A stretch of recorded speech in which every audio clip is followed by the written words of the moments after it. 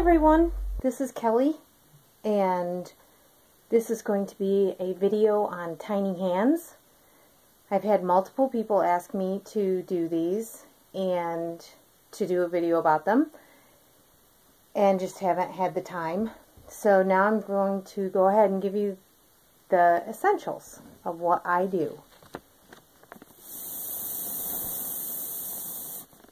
Okay, so a little adjusting here. So this is the flocked wire that I always use. Still trying to find a supplier that can guarantee they can get it for me before I put it on my Etsy shop. You can use a regular wire or a cloth covered wire, but this is a heavier wire, and I think it's like a 24. And the reason why I go with this is going to be built off of one of my character's arms. So it's like this only because for sampling purposes. Otherwise, this is exactly what it would look like going down his arm, and then I'm going to create the hand area first. So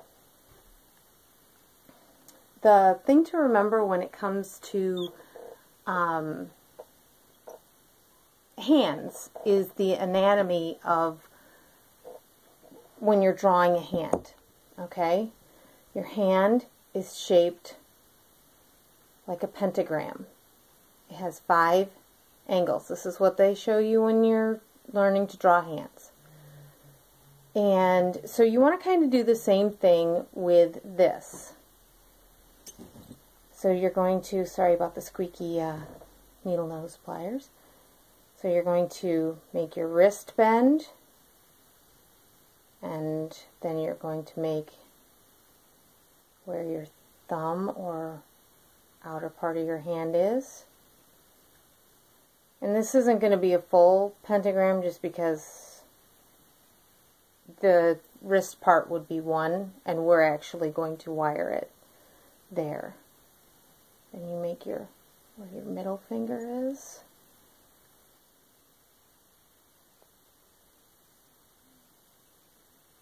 And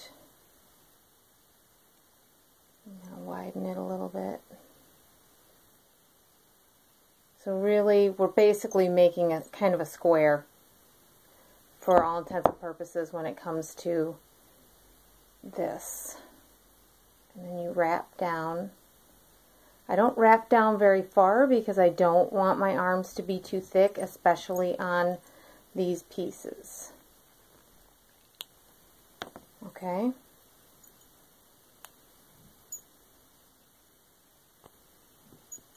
I'm just pulling that around to get it nice and smooth down. Okay? I'm going to pull my camera closer so you really don't care about seeing my face, you care about seeing the piece. Okay, so here we have our little hand, and this is, I'm making it just like this, okay? And it's essentially the exact same way that Sarah from Serafina does her hands, her tiny mice feet or hands, except when she explains it in her video, she only does 4 fingers. But I do 5. So I start by running it through, and we're going to twist this bottom part around, okay, like that. So it's anchored, but you see that I put it through because I'm going to start doing the same thing. And what I try to do when I go up a hand is I try to keep the bands pretty close together all the way up, so that if you're moving the fingers around and positioning around, it doesn't move. If you just put it straight up a side and then twisted it, there's a chance that that little section can shift and move, and Well, because you know my videos, I do this, I really position them a lot, and especially with them being stop motion videos, those really are going to be taxing on their little hands. So let's just not take any chances. Alright, so now we're on the thumb, and we're going to measure out, and I always measure out a little bit longer, not that long, that just happens to be a crimp. And I'm going to show you why I go a little bit longer on them in a second. Okay, so there's one, and it ended on the back, or it came up on the back side, so I'm going to go down on the front side so that when I wrap the next one, it anchors it at the bottom. And you're just going to keep going all the way around. This is a very thin cloth covered wire that I'm using for the fingers. I believe that I got it at Joann's. Again, I buy nothing without a coupon at any of those retail places. Alright. I'm going to push those down and see how tight those are against there. Now I'm going to make the first finger, because we have, right, we have our thumb area, and then we have a space. Again, a little bit bigger than the actual finger I want to have. And then we just keep going around. This, for the middle finger, will probably only be like 2 wraps here in between to get us to that middle position, because there isn't that much space in between your fingers.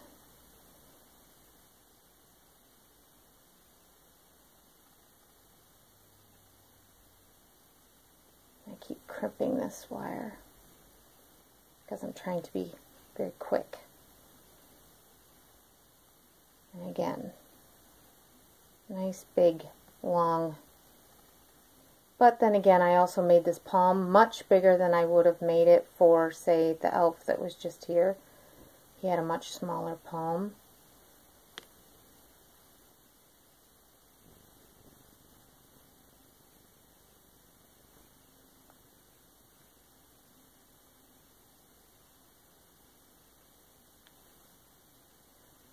I don't do the individual fingers off for one, well,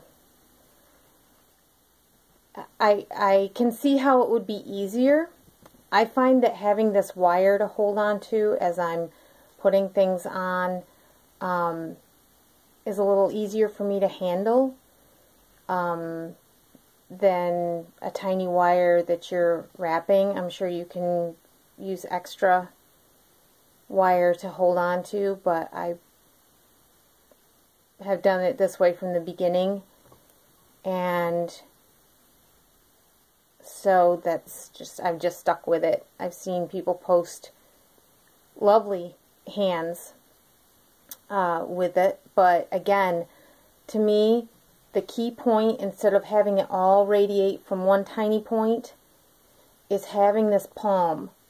Because otherwise, when you go to put, you either have to have like really, really long fingers on it to accommodate, or the grip.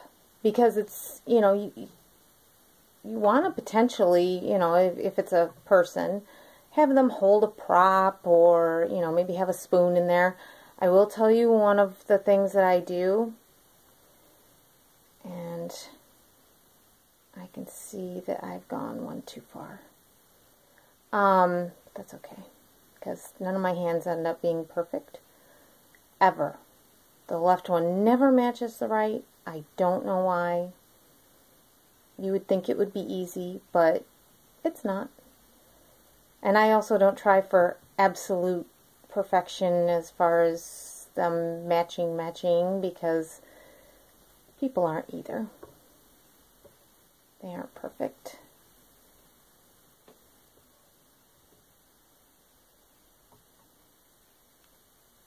But you want them to be able to, back to the whole having a palm, is if you want them to hold something, it's going to have to be able to hold something. Now, see how I have a little extra here? I am going to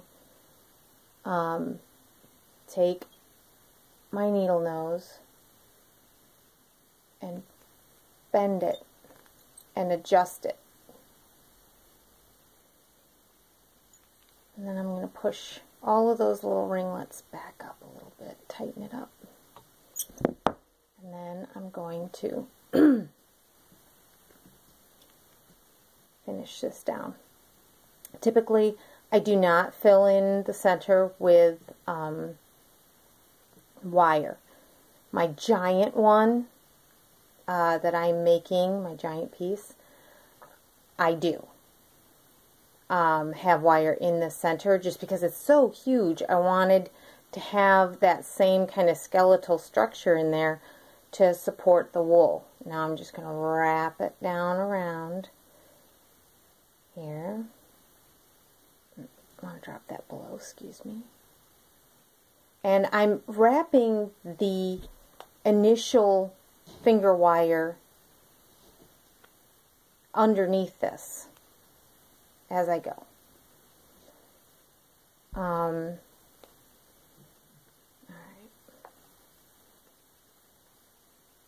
This long wire is making me crazy, so I'm going to cut it. Okay, so here we have our hand. Why do I make my fingers extra long? Because I like to twist them down, number one, or if I got a little too over the top with another, then like say one was extra short or they're just wonky, I can adjust the length of my fingers by just taking it and twisting the wire down. And I like to have a little twist, even if I decide that I love the way the length is, I like a twist all the way up. Because then when you flex their fingers, they're stronger. And there is no chance that that wire, I gotta move all these wires out of the way, is going to split. And my fingers are not working today, so I have to grip with this.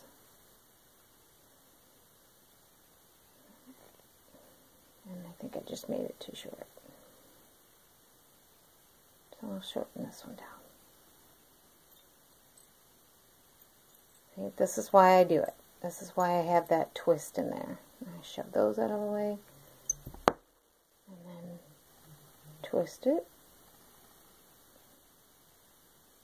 It's not too bad. Okay. And then bend all these down.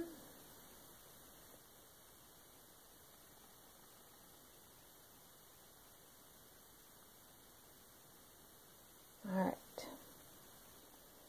Now let's look at it from a standpoint of when it weighs. All its fingers are going to be straight up. The thumb's a little bit long. I tend to keep my thumbs a little bit longer just because having that grip on a piece is also nice as well when you're gripping it. One of the girls' fingers else is too long, or the thumb is too short, and so sometimes it's really hard to get her to grip. Okay, so next, let's talk about what I use for when I do this. This is roving. I do not use bat on the hands. It's too difficult to wrap. You're just going to fight it and you're going to become annoyed, and so you might as well just, I found this lays much smoother. This is from Needlefelt Supply, New England Needlefelt Supplies, and this is the exact same color as Felt Alive's lightest skin tone. So I get the bat for the body, and I get the roving for the hands. Okay, and this is how I start. We're just going to jump right in. Let's see, I'm going to go across. I'll start over here. I should have started opposite. So I've linked it. I'm going to move some fingers out of the way. I'm going to wrap it a couple times around the bottom. Less is more. When it comes to wrapping up the fingers, I'd rather wrap it twice with 2 different pieces of roving, if I had to, than to have a finger that looks like a sausage. So this is Fabri-Tac. I just go, I appreciate the purist not having glue and things like that on your pieces, and Sarah uses wax, beeswax, which she sells, and it's lovely. I have used it, but I prefer this. And I put it up the whole wire, not all the way around, because it'll make it stiff, and I put a little nub of glue on the top, and then I just wrap it up. I should have pulled off a longer piece. And when you get to that top, see how I got a little extra hanging over? Tamp it down into the glue, and that will encapsulate the end of your finger, typically. There we go. I have gone as far as painting the wire flesh tone as well, so that you cannot see that little bit. Now I've taken those little bits of schniblets that I was trying to spin down because I was running out, and they're encased right in, I just smoothed them right onto there. Let's see if I can pull myself a longer piece this time. Meh. It's all about the same, I guess. But you definitely want to make sure it's about the same thickness. And I do the exact same thing. I just wrap a couple times, and then I come right up. Oh, bend that finger out of the way. Bring up our next finger. And you want to keep it nice and smooth in your fingers as you're rolling it around. Okay? Forgot my glue. Got so enraptured in making sure it was smooth. Alright.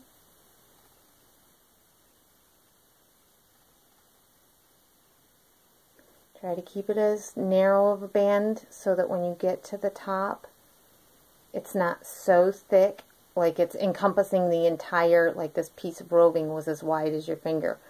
That won't help. You're going to come up just a bit, tamp it on, and then bring it back down.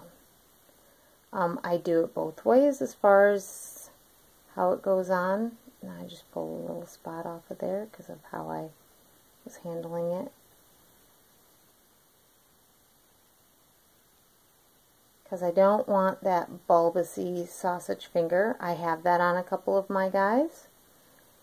It's annoying. If you are able to pull off a long enough piece, you can move right on to the next one. But if you go across the back, be prepared, it's going to shorten your hand a little. You may want to try to feed it through, or go ahead and bring it down.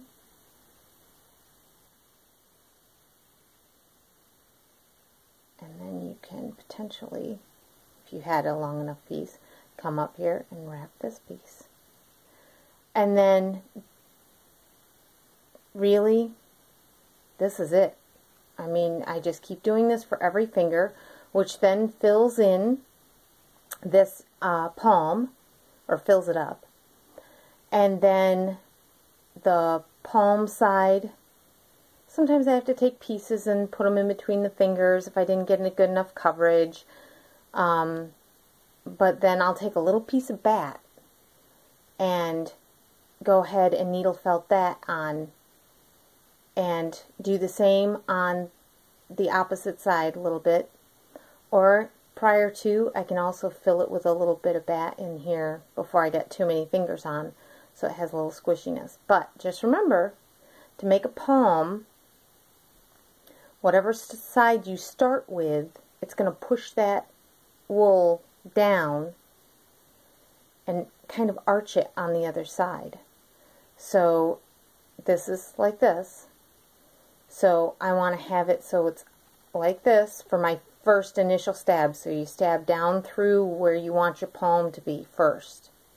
And then that's going to kind of make this a little bit rounded, more rounded on the back side, so that it's more like a palm. Then when it comes to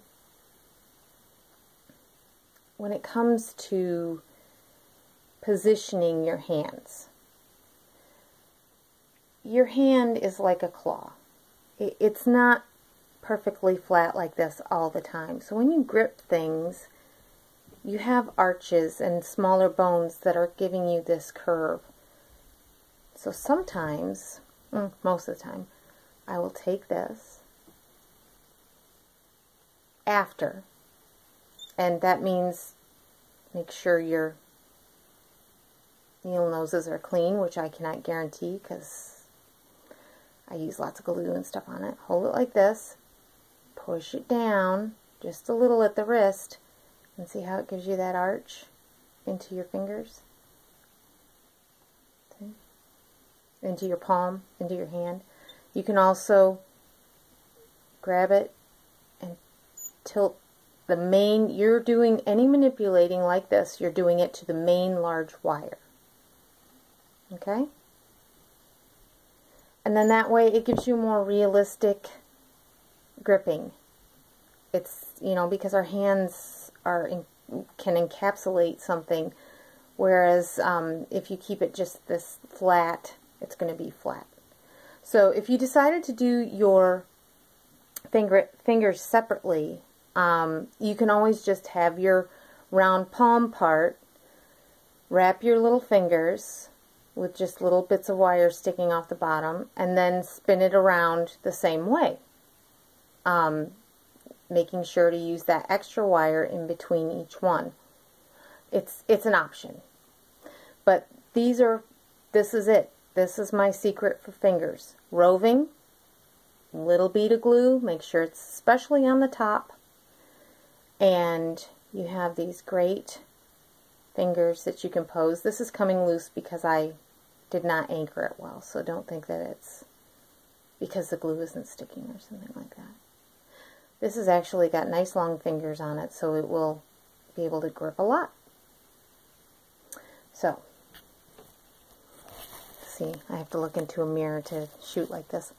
So thank you very much. I hope you were able to get something out of the finger video, and I look forward to seeing all the tiny hands waving at me on Facebook.